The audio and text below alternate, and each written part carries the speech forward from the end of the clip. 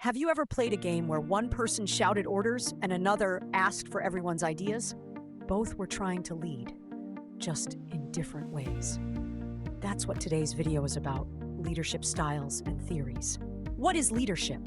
Leadership means guiding a group of people to reach a common goal. A leader sets the direction, solves problems, and encourages others to work together. Famous quote: "A leader is one who knows the way, goes the way, and shows the way." John C. Maxwell. 3 main leadership styles. 1. Autocratic leadership. This leader makes all the decisions without asking the team. They say, "Just do it." Useful in emergencies. Can make others ignored. Example, a coach giving quick orders during a final match. 2. Democratic leadership. This leader listens to others before deciding. They ask, "What do you think?"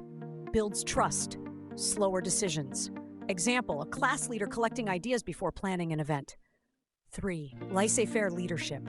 This leader gives freedom to the team and steps back. They say, "You got this." Great for responsible teams. May cause confusion without clear direction.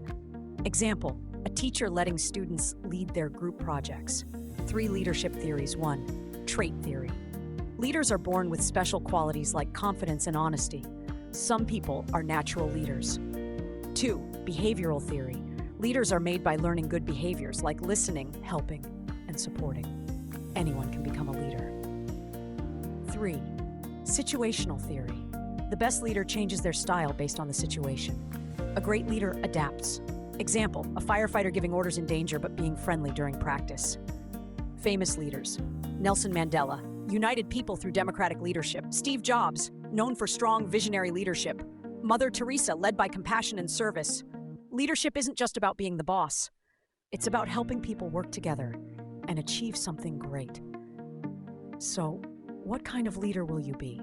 Like, share, and subscribe for more powerful learning videos.